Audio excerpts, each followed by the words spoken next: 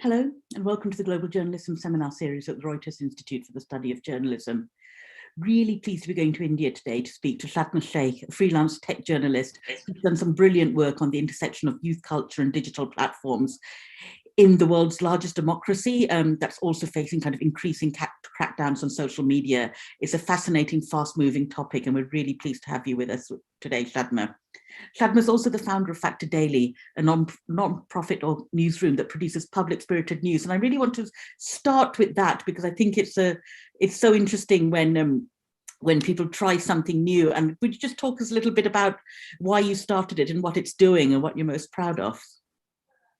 Thank you, Meera. Thank you for having me. And I would love to start with that, So Factor Daily Newsroom actually started way back in 2016 by my co-founder, Pankaj Mishra, and a former colleague, Jaydev, and both of them brilliant journalists, by the way. And, when it started, it was one of the first newsrooms in India doing only tech stories. So after going through multiple pivots while producing some really good work, we realized last year that, the public spirited mission that we have, we only cared about the impact of our stories, whether our stories are reaching the correct decision makers, policy makers, people who could, benefit from learning about our reporting. So it sort of became like a life mission. We are now a non-profit newsroom. We work on story projects rather than individual stories. For example, some of our current projects are child sexual abuse material on the internet, or teens growing with technology, or the handling of electronic waste in India. So we pick these projects knowing well that they need to be serviced for a longer period of time. One story won't cut it. So we also work with freelancers and Factor Daily fellows who have been working with us on some of these projects. I think one of the larger aim is also to provide a platform for journalists who want to produce some of these public interest stories, but they do require a fair bit of deep reporting, traveling, sometimes weeks or months of reporting and writing, and they want to be compensated for their work fairly. So I'd still I'd say it's still early days, but we've all been able to assemble a good team of full-time journalists and fellows. All of these people are very passionate about societal journalism. They care about it. We are expanding beyond tech, and we're also expanding beyond just text as a format. We're looking at audio, we're looking at comic strips, we're looking at some sort of visual journalism, and expanding to various mediums to be able to reach people who prefer these mediums over just text. So yeah, that's what we're doing. Thanks very much. Let's just talk a little bit about this kind of reaching the audiences and the mediums. Can you talk a little bit about who your audiences are and explain a bit more about what you're doing differently in terms of reaching them? Sure. I think the audience is at the moment, the audience is also, everybody basically. You start off from young people because that, they are going to be your future audience and they are going to be the future of the world. So you also sort of experiment with formats because that not everybody is going to read 3,000 word pieces that you write, right? So you look at formats and you look at experimentation with formats so that, a story isn't just a story. It becomes an extension of a product so that your story is present across various formats and in various it can be turned into sort of like an audio story or a podcast, or it can be turned into a series that people might want to watch.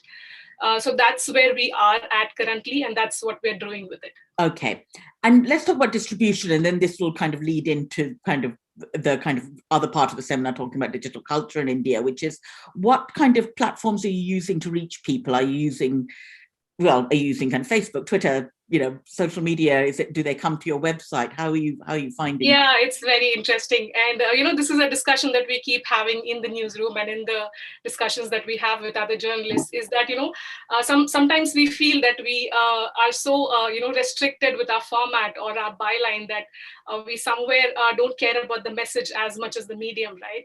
I understand. I mean, I think when we look at social media, it's mostly a link to a story, or if you're doing it on Twitter, you probably make a thread out of it and you pick important bits of the story and you add that there.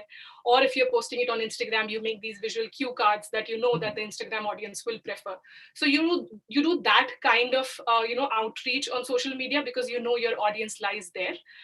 But having said that, I think newsrooms are not fully equipped to handle how to cater to a social media audience, because we're not building algorithms, right? We're just writing stories. So that's where I feel that we can do better. Okay, and now let's go to kind of your other hat as kind of a tech journalist who's been looking at this for a long time. What would you say are the kind of biggest trends in India? What are you reporting on? And where do you see this kind of going? Sure. So I think, when you start talking about India, I think for a global audience, it would be, important to understand that media consumption patterns in India cannot be classified into one single bucket. So first and foremost, when you talk about India, it's important to keep in mind that India is very, very diverse, right? I think the constitution recognizes some 22 languages, but the deeper you go into India, you would know that there are thousands of them. And there's also like a major lifestyle difference when it comes to urban Indians versus rural Indians and those living in lower tier towns. So when global internet platforms look at the mere size of the market in India, which is huge, it's I think a 600 million internet users in India alone.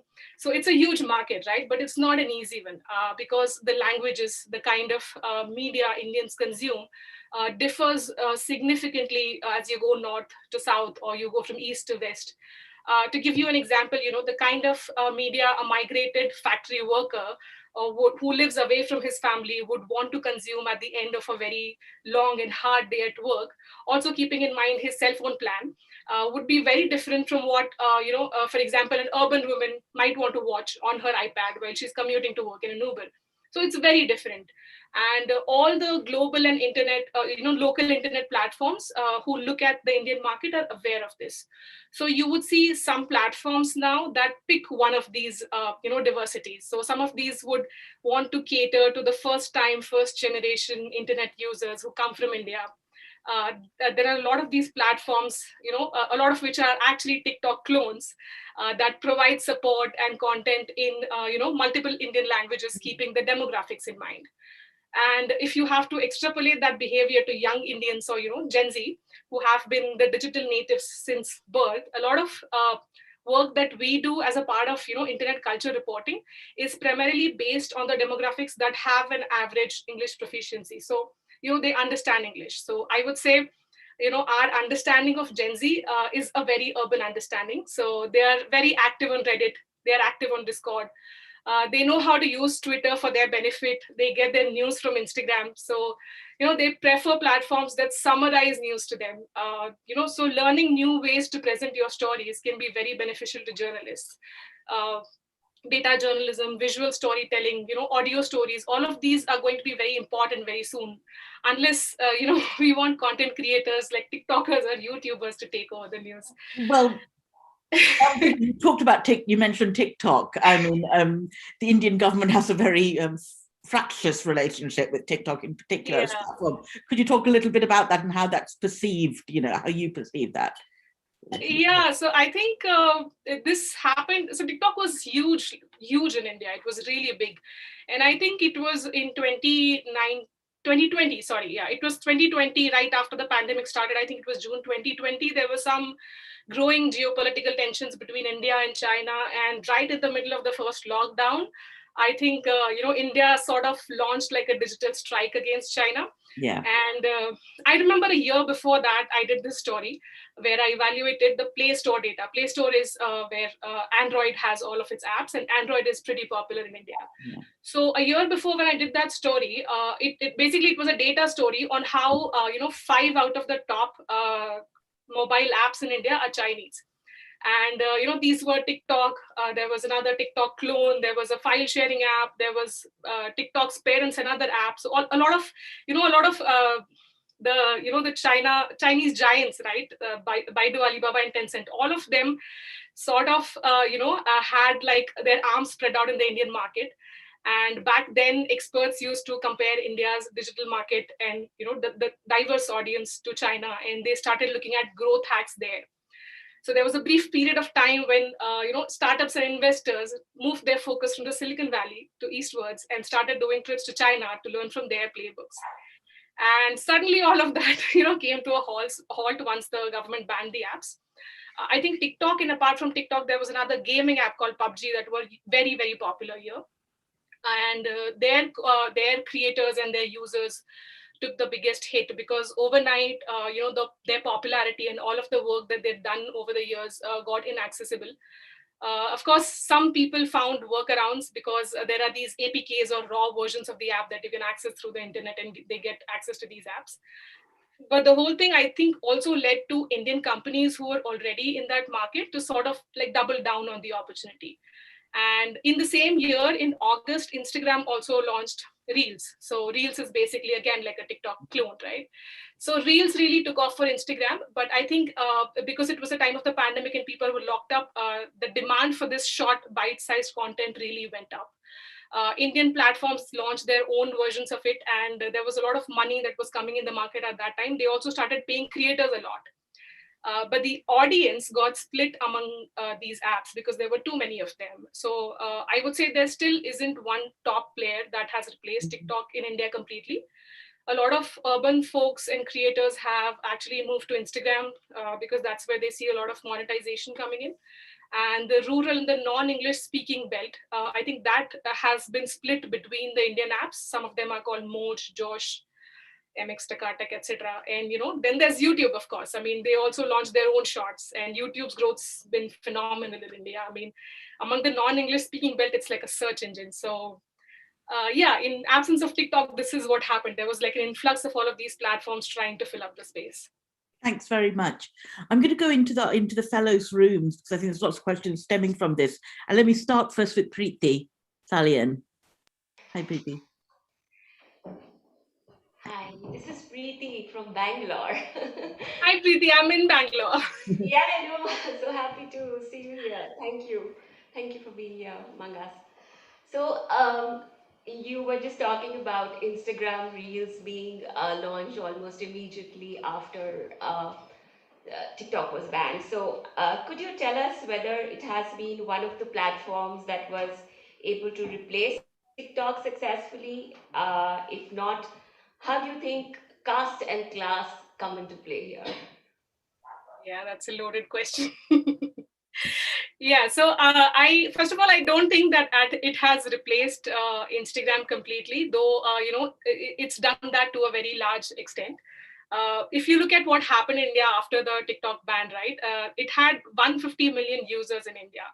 So, and this was the first time that some of these creators were, getting the slice of fame. There were these really, really, people from very remote locations who were getting access to a lot of public, who were getting fans, who were getting all of this popularity, and it was magical. But once the platform was banned, I think Indian companies, like I said, also did a double down, and they were present in there were a lot of apps. There were at least half a dozen apps that came overnight, and they were all trying to pay money to creators to come on board and have an exclusive contract with them, etc.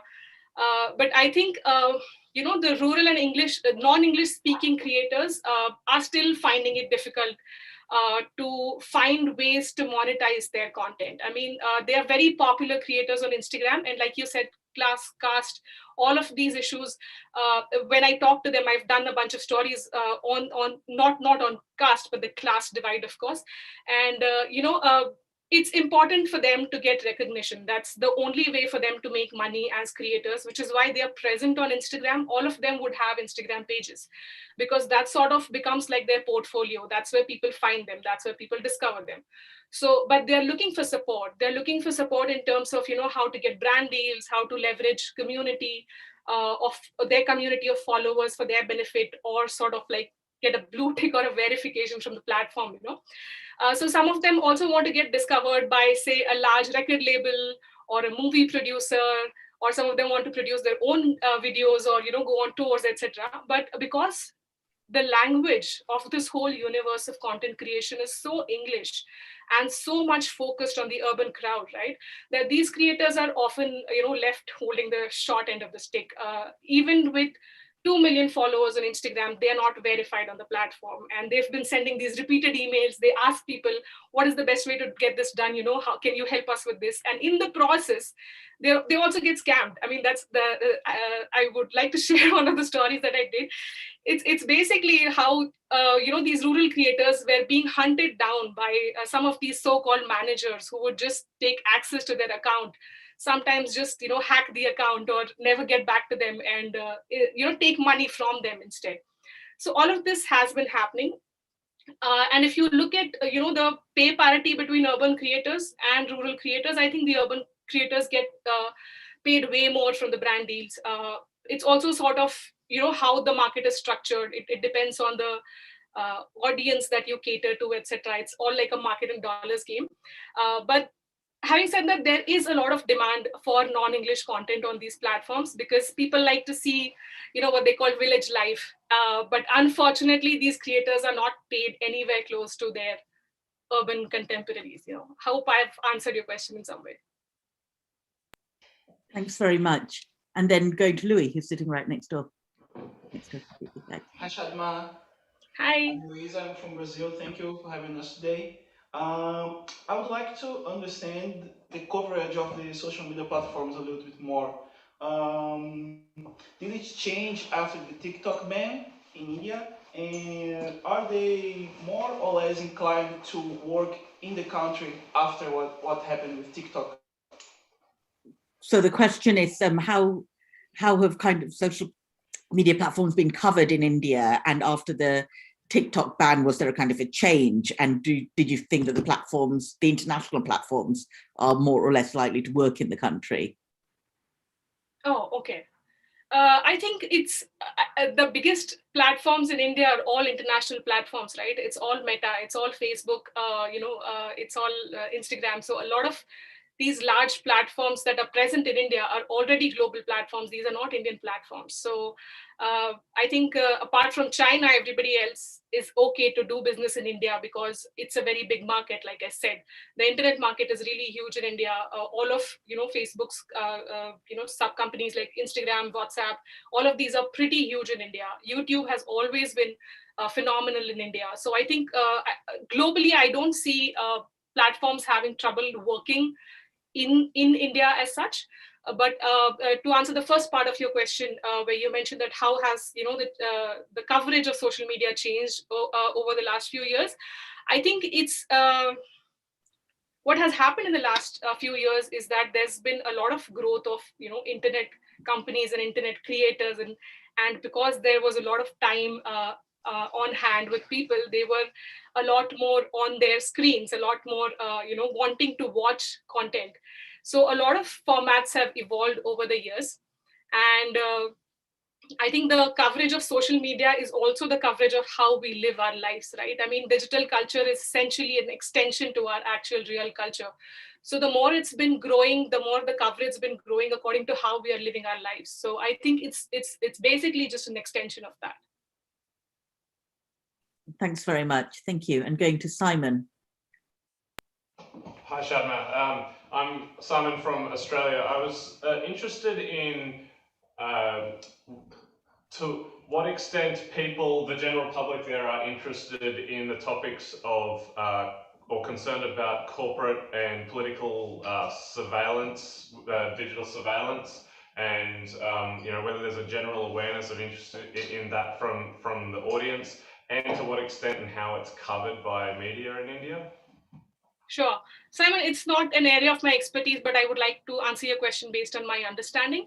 So I think what you're saying, it's a very urban thing in India again. I mean, there will be top 1% of Indians living in urban India who might be concerned about things like surveillance and surveillance practices. It's one of the topics that we used to cover at Factor Daily. One of the journalists who was very passionate about this topic used to cover it for us. But for most part, privacy is something that is a privilege to Indians because the way the country is structured, the number of people that live in a small space in the country like this, right? I mean, surveillance and privacy comes much later after your basic needs are fulfilled. So I think it is a cause of concern to some urban Indians, but it's not to the level where you would see organizations or even NGOs tracking this or asking questions to people who are responsible for it. It's not gone to that level. Even if it's something that is of concern, it's not an immediate concern, I would say. Okay, thanks very much. Thank you. And then I'm going to Hannah. Hi, Hannah. Hi, my name is Hannah. I'm from Norway. I was wondering, when you cover these issues like the banning of TikTok, how easy is it for you to get access to the platforms themselves to get comments and input? It's notoriously hard sometimes to get these big international corporations to talk to us, right? Yeah, I think it's a journalistic practice that you get used to after doing multiple such stories. So I think the best way to do it is you write down in bullet points what you're mentioning about the company, what you've heard about the company, what you're putting down in your story, and if they feel that this is something that they want to talk about, they'll respond to you, and if they just don't want to, they won't. So there's nothing you can do about it. I mean, it's easier to talk to your sources. It's easier to talk to creators themselves, track them down, because they are the ones who are willing to tell their story out loud. But when it comes to corporates or companies like ByteDance or Instagram or all of these people, they are willing to answer if they want to answer, and that's the only way to do it. But mostly I've seen that if you write a response, if you write an email saying this is what I'm putting down in the story, they would get back to you. Okay. That's kind of better than most journalists, most of the world get, I think. Suprova. I think you had two questions, didn't you? Yeah, hi Shadma, I'm Shuproha, I'm from Bangladesh. I wanted to ask you a little bit about the state's policing of the internet and how that affects people on social media, but also tech journalism in general. I couldn't hear that bit. Can you repeat that, please? Sure, I'll just read it out. I've got it here. It's basically asking how the Indian government's policing of the internet affects young people on social media, and how it affects tech journalists as well. I will talk about the tech journalist part. That's something I'm more comfortable, and I also have personal experience in that. Right. So I think, if you've spent enough time on the internet, you would know that there are people with extreme opinions, and, no matter how right or kind or just you think your stand is, there is always going to be, people coming and attacking you for even having an opinion. So in my experience, or even in the experience of some other journalists that I speak to, the minute you call someone out, it can be an organization, a popular figure, a problematic content creator, anybody. The fandoms of these people will, they will get triggered, and they will come at you with the sole purpose of, attacking you and bringing your credibility down. So sometimes you self-censor, right? Sometimes even when you are reporting a story or discussing a story with a colleague, in your head that you're going to have to be very careful about how you present this. And I speak this only in my personal experience. I don't say it on behalf of everybody else. You do give up on narratives because you know that besides, reporting, writing, and fact checking a story, your job is also going to be to mute, block, or report people. So you find a way to keep your sanity, because you know that it's online harassment, so nobody is actually going to come to protect you. I was saying this earlier, I'm talking about relatively safe stories here. We're talking about, online culture and internet culture, which in some way is an extension to our actual culture. But we are not writing about, land scams, scandals, corruption, or a government's role in spreading hate or enabling mass killing or that sort of thing. I mean, the killing of journalists have gone up in the last few years in India also. And people who've been writing about this have a bigger and a scarier beast to fight. I mean, journalists like Rana Ayub, she's been a target of so many hate campaigns, death threats, character assassination. There's just so much more. So, having said that, now that we know that our job goes beyond reporting and writing stories, I think journalists have also come to anticipate some of these reactions and find ways to deal with it. So For example, when I was working on this story on how public WhatsApp groups in India are rife with, child sexual abuse material, I took help from someone and used a virtual number to access and verify content on some of these groups, because you can never be too careful. Very often when you do a story calling someone out on the internet, we get these password reset, requests on our email saying, "Are you trying to change your password?" So that's basically someone trying to get into your account. So you know that you need to have double factor authentication on across all your social media accounts. Or if there are platforms that also have tools, like on Twitter you have the options of restricting comments to people you follow, or muting or blocking some of these people, because sometimes they will come back to the different account. Or you can choose just to close your DMs until the reaction dies down.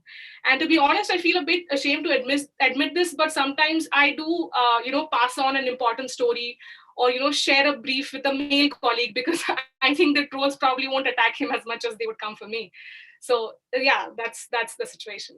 That's kind of the next question I was going to ask you about, which is the gender differences in this kind of digital, and the digital divide that's emerging from it. So we've spoken at these seminars and elsewhere about the harassment that women come under online, which is markedly more personal in many ways, and targeting the person rather than the idea.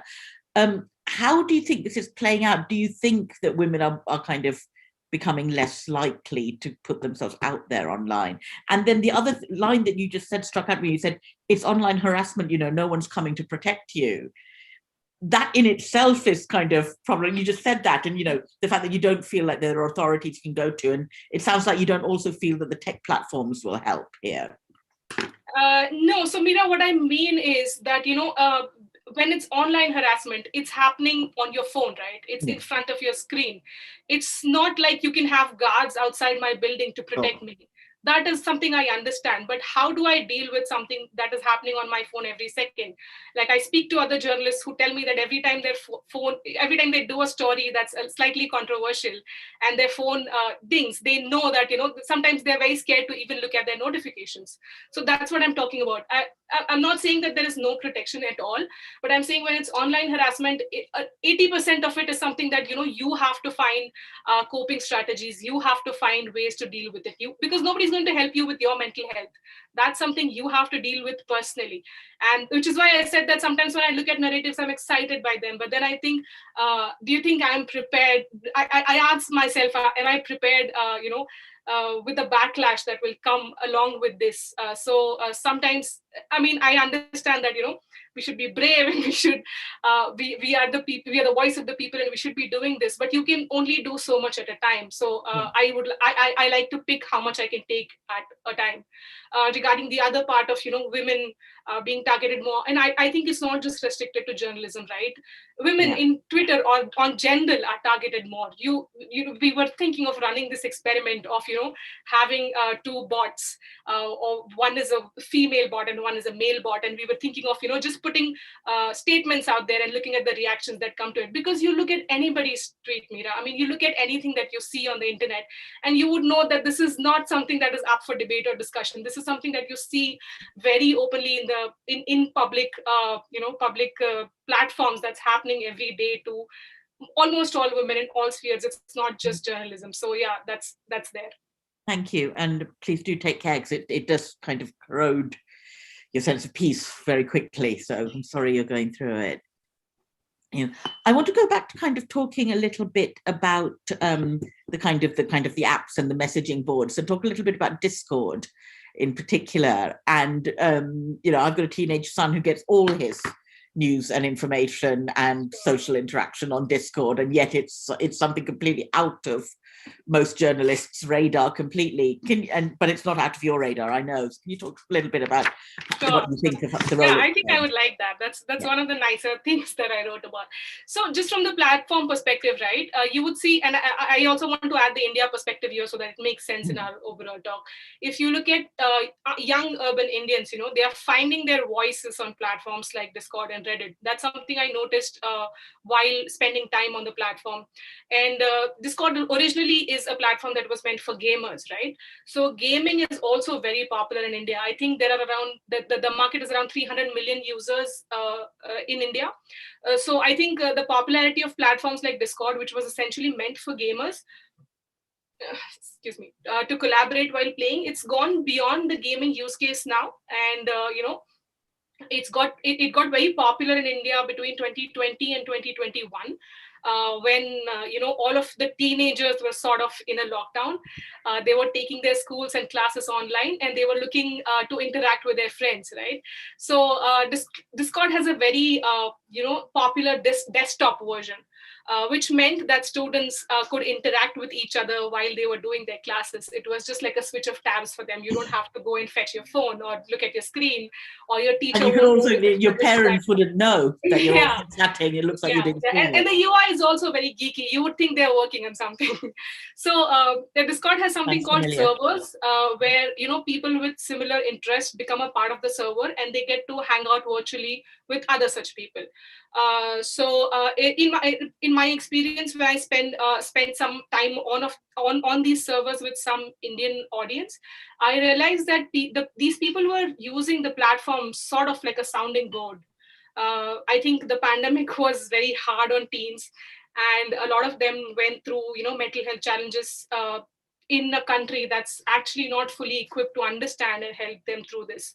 So these teens would spend time on Discord talking about loneliness, depression, body dysmorphia, confusions, while they also talked about music, poetry, making career as an artist, how to apply to an Ivy League school in US, or how to convince their parents that they need therapy, or how to come out to your parents and how to heal from a heartbreak. I think it was beautiful, the kind of conversations I saw there.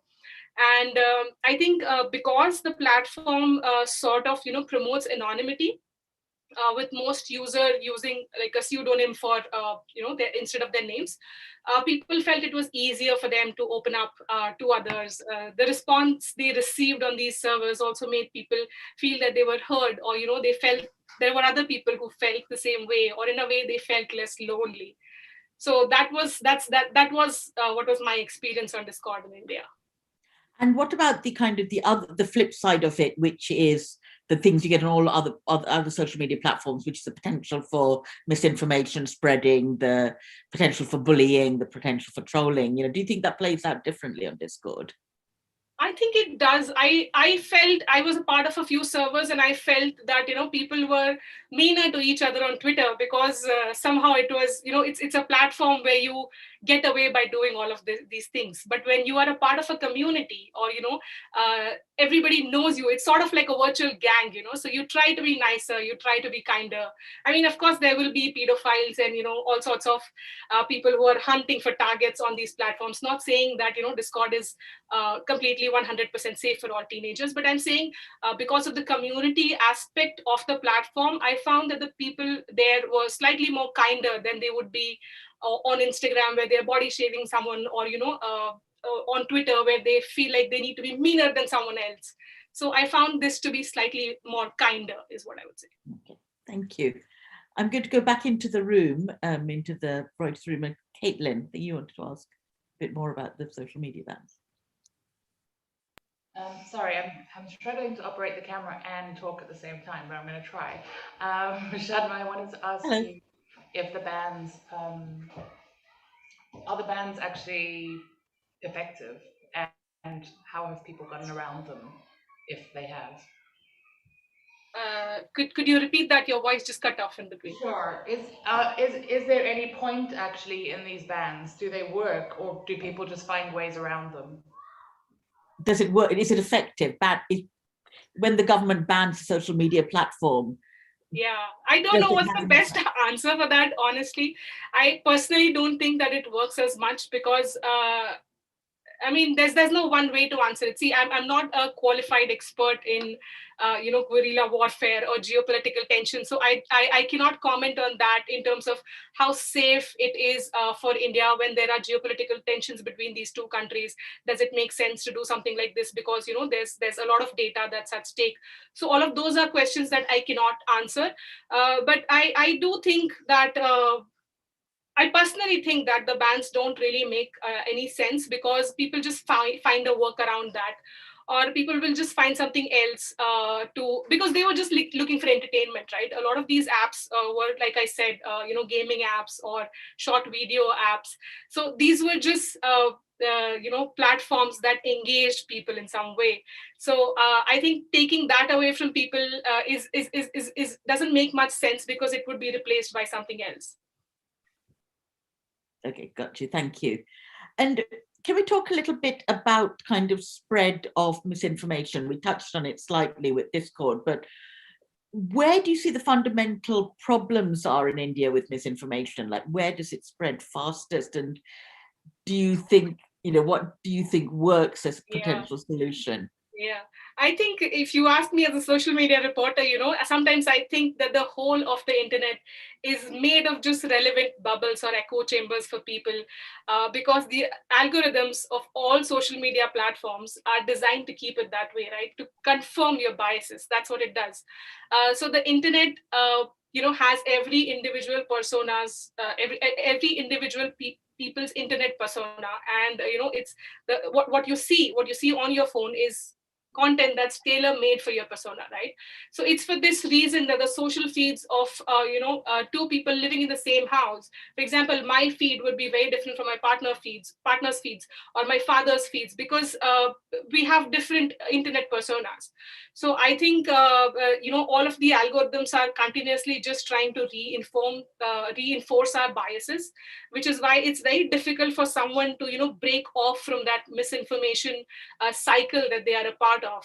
Like, it's very easy for us to believe in something if we want it to be true, which is mostly what happens. So I think you mentioned platforms, and I think one of the platforms that is sort of like a breeding ground of misinformation is WhatsApp in India, because a lot of content that is spread across WhatsApp is something that is never verified, is something that people just want to, the people would forward like 20 messages in a group, or, nobody cares about going and checking the verification or the authenticity of something that they received in a WhatsApp forward, even though the company has been trying to, introduce these features where you have this double arrow if the message has been forwarded more than 5 times.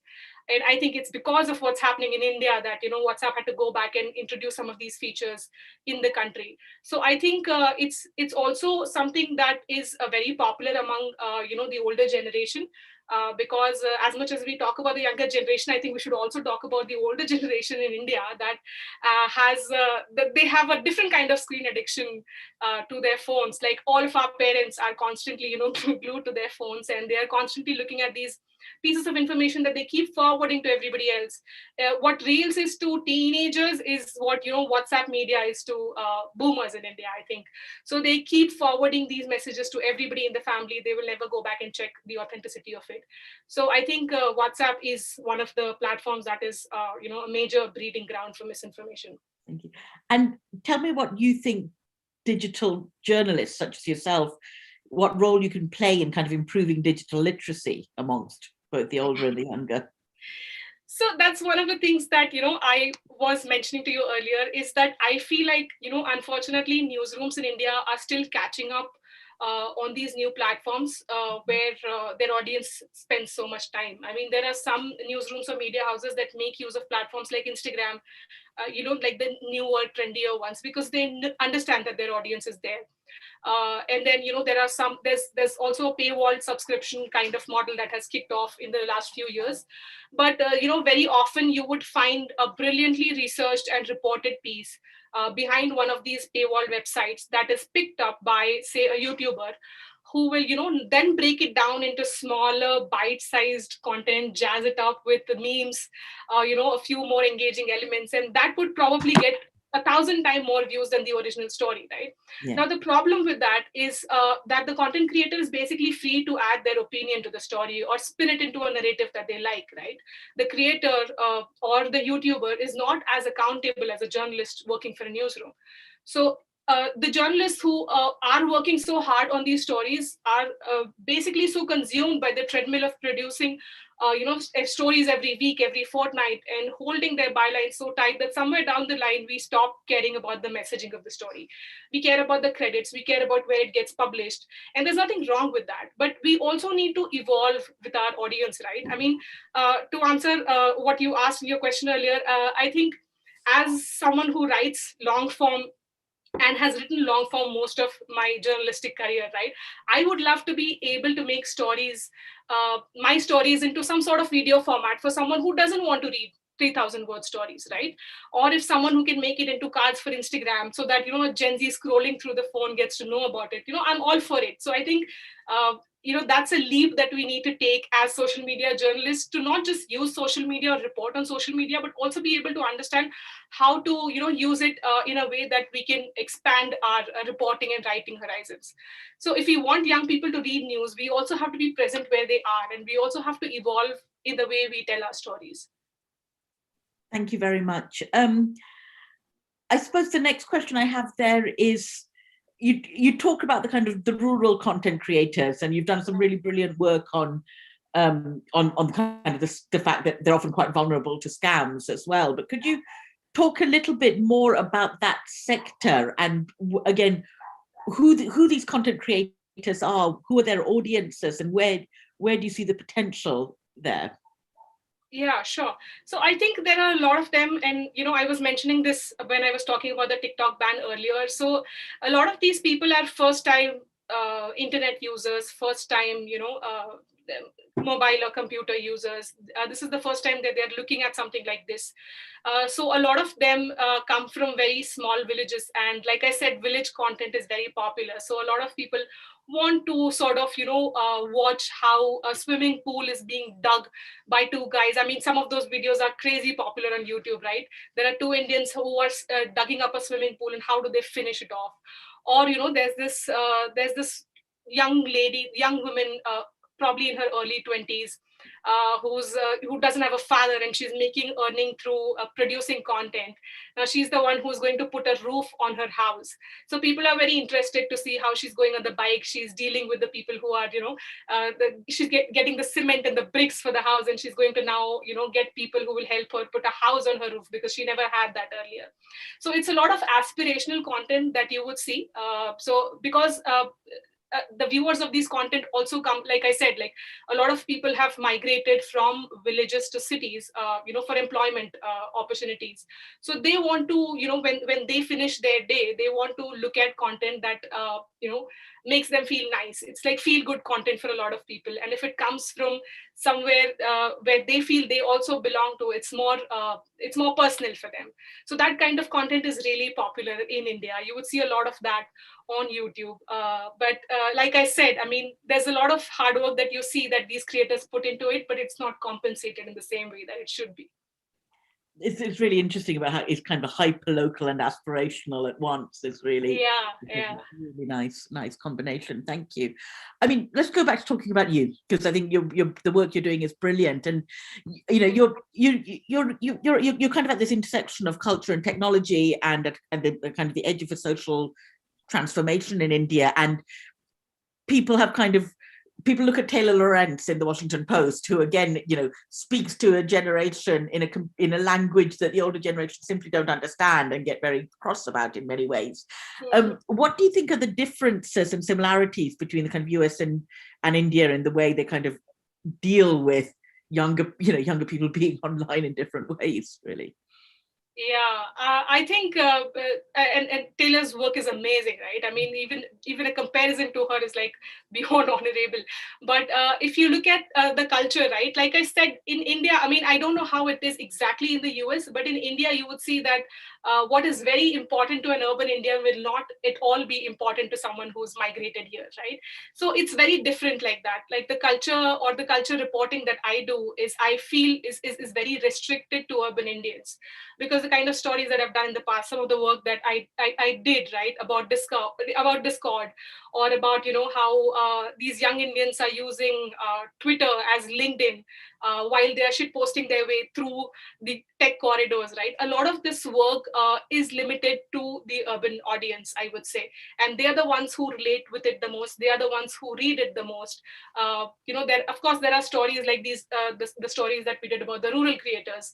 Those are the stories that urban Indians also care about. They care about, they care about injustice. They care about not giving the rural creators their word. They want to take up these issues. They want to discuss these issues. Like when we did that story, a lot of people wanted to help these creators, get them on some sort of platforms, get them some sort of meetings with somebody so that they could accelerate in their journey as a content creator.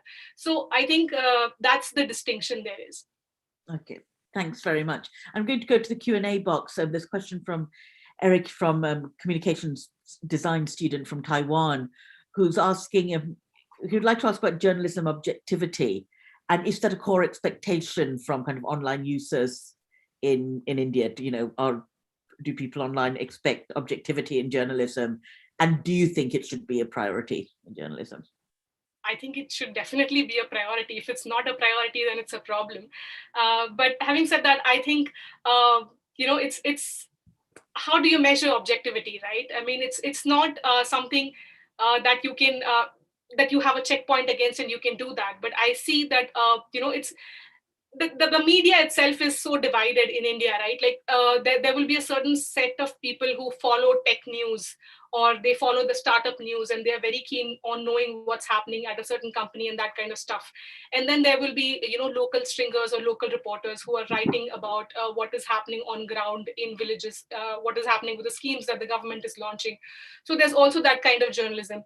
So I think objectivity is something that has to be one of the highest priorities, but it also depends on what your expectation, what the expectations of your editorial room is at the moment. So I think you will see that difference across different media houses, that some people would want to cater to their audience, so they would do stories that their audience would like to read, rather than doing something that I think is important, or they think some person at some point thinks is important. So that is a difference you would see across media houses if you have to look at the media landscape in India.